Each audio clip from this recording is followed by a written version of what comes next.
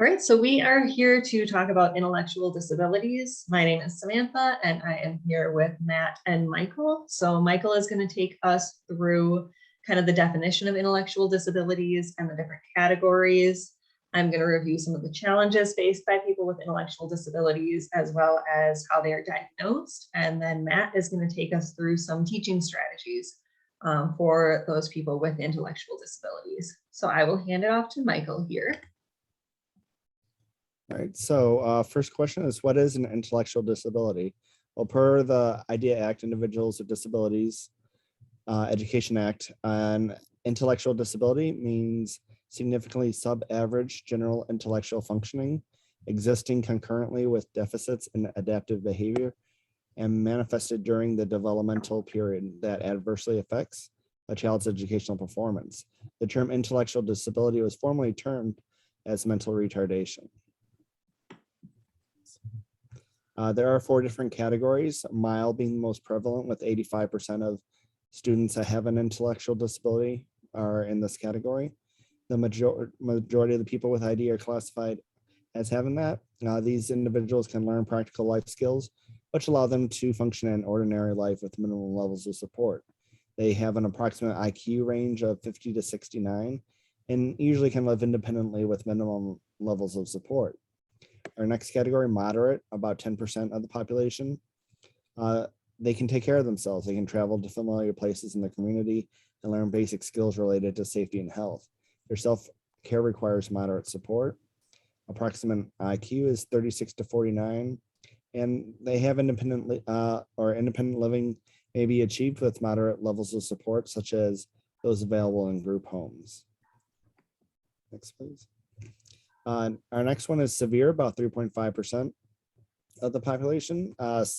Severe ID manifests as major delays in development.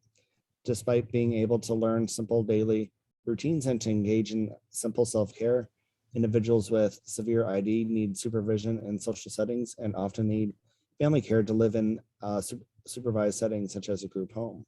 IQ is around 20 to 35, and they require daily assistance with self-care activities and safety supervision. Lastly is profound. About 1.5% of people with intellectual disability, persons with profound intellectual disability, often have a congenital syndromes. These individuals cannot live independently, and they require close supervision and help with self-care activities. Individuals with mild to moderate disability are less likely to have associated medical conditions than those with severe or profound ID. IQ is less than 20. They require 24-hour care and pervasive support needed for every aspect of their daily routines.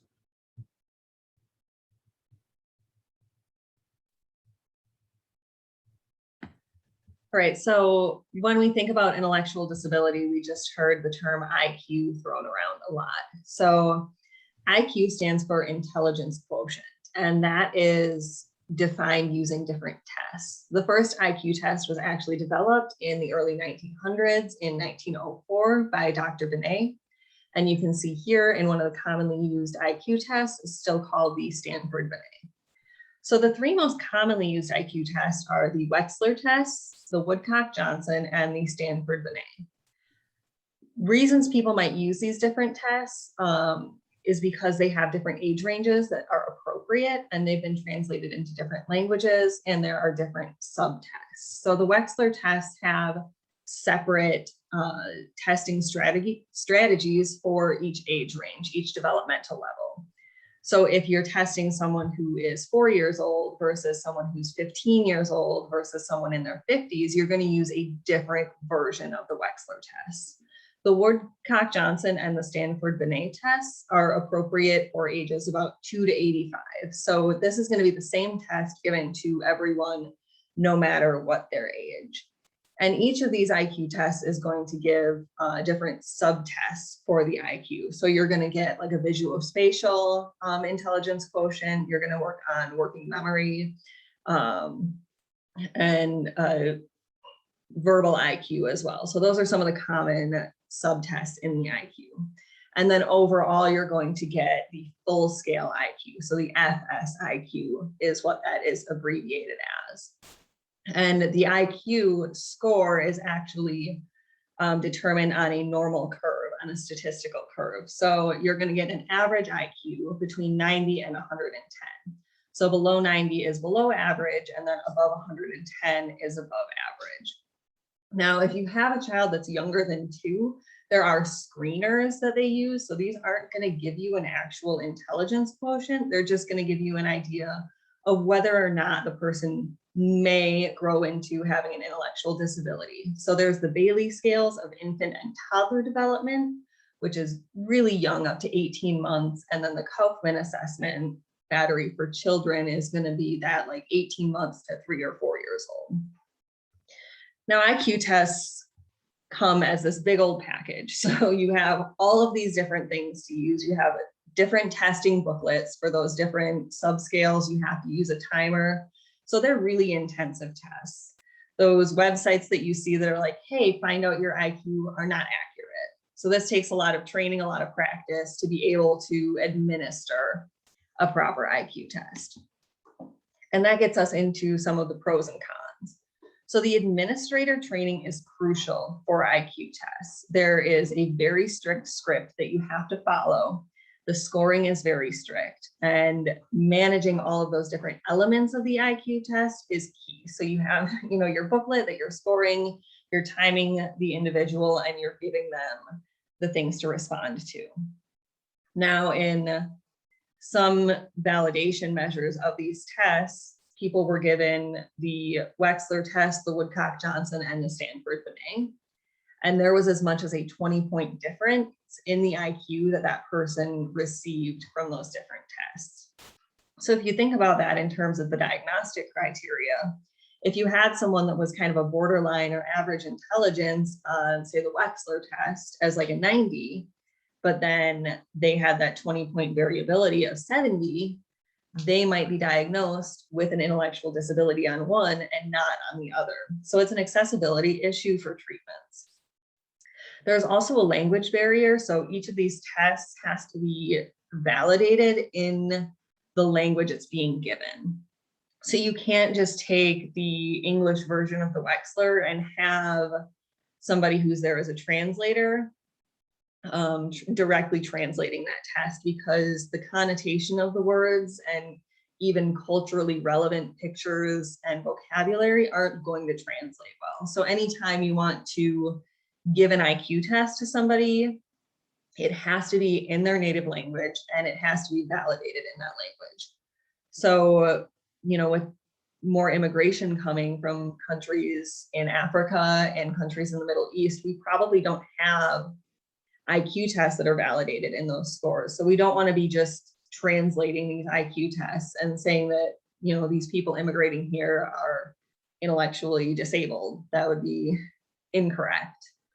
And it doesn't test for other types of intelligence like artistic intelligence or musical intelligence. So, somebody might not have that verbal IQ or that working memory, but they might be able to, sing or draw or do something else that isn't measured on these tests. Some of the nice things is that the scores are based on percentiles. So it's not just like, you got a 50 in this area. It's compared against other people your age. So you're going to see, the person in the middle, the average score is going to be right in that middle score. And then above that is going to be considered above average, and below that is below average. So it's transferable. And the tests have been really rigorously validated. They've been through all sorts of testing and retesting and reformulation to make sure that they're accurate. So there's good and there's bad with any type of assessment. Now, with these lower IQ scores, there are other difficulties not having to do with academic performance. There are sleep difficulties that are really common in people with intellectual disabilities, and these include just pure insomnia, the inability to sleep, the inability to stay asleep, and these people tend to have issues with waking too early. And, lack of sleep can cause all sorts of other issues in life. And then there's behavioral challenges.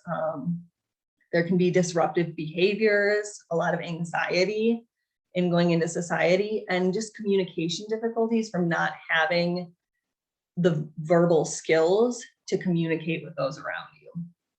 Some of this can result in isolation that causes emotional difficulties for these people. And finally, there's a lot of working memory challenges for people with intellectual disabilities. And your working memory is really key when it comes to learning a new skill. So this is where that kind of translates into an academic challenge. If they can't hold those memories in place, they're not going to learn as easily as everyone else. And with that, we will get into the teaching stuff. Okay, so as we see more intellectual disabilities kind of coming up on the rise in schools and schooling systems and in different communities, we really have to focus as teachers around differentiating the instruction and the environment so that students with intellectual disabilities have a wider access to learning styles. It's very important to know your students before you start getting into the differentiating with your lesson plans. Know their beliefs, know their interests, know their triggers, what gets them really amped up about a certain subject, or where do they have a tough time sitting next to a different student, or where if they work with a good student over here, kind of pair them together and differentiate your classroom. If they need a space to walk around and get up and move during your lesson plan, provide that for them so that they have an easier way to kind of relieve some of the energy or things that they're going through and get back to the instruction. It's important to differentiate at a pace that is comfortable for your students and yourself.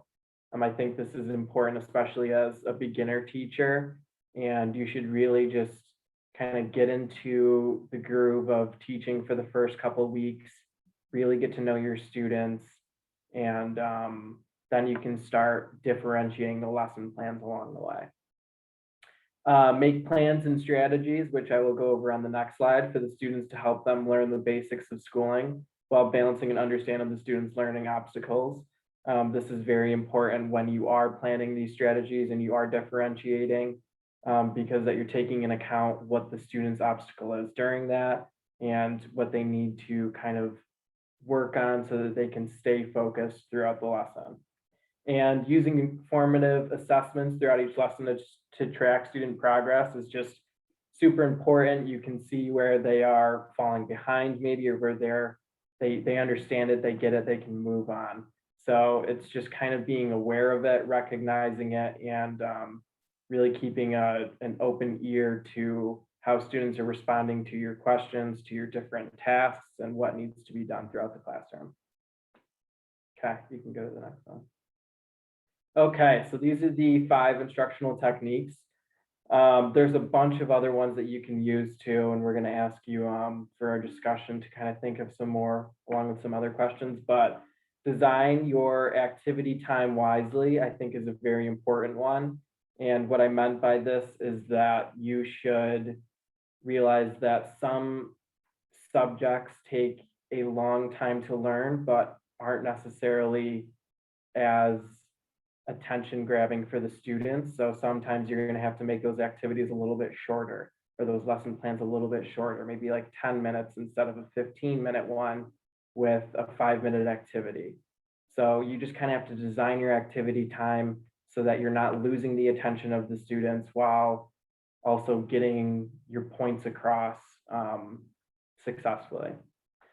Use anchor activities to address ragged time.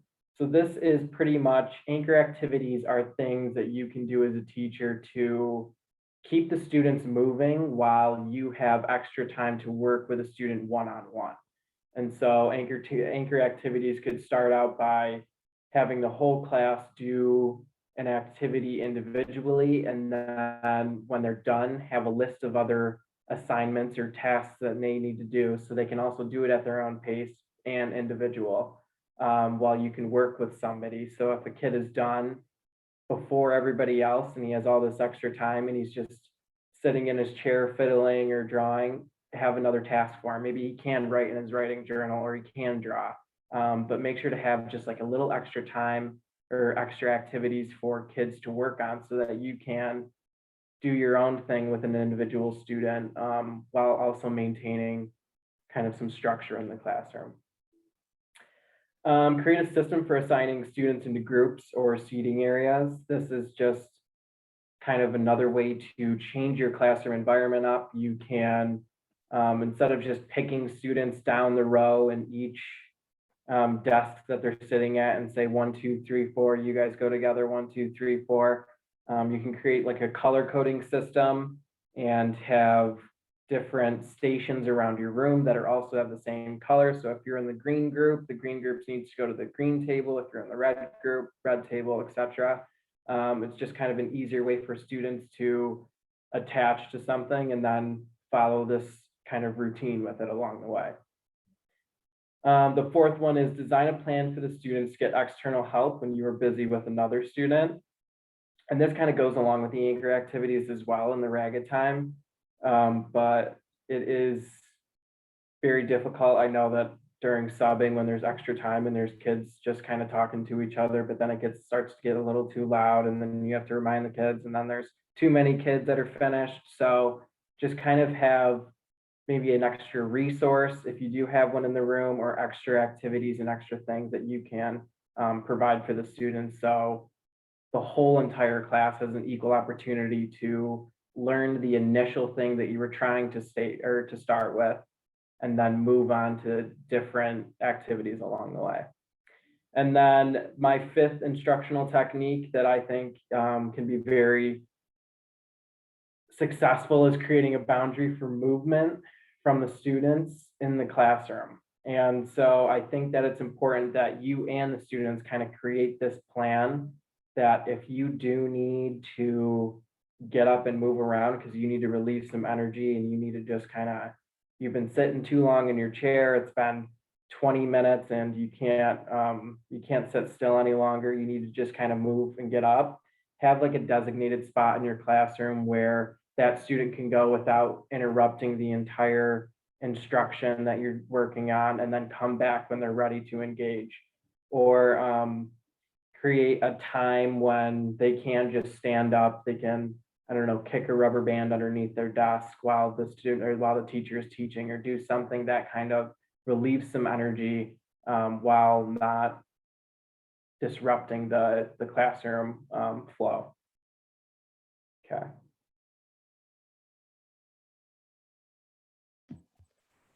All right, so we're gonna wrap this up with some questions to think about from this presentation. So the first one is why would we use IQ tests if there are so many flaws? So think about those good things that I mentioned about IQ tests.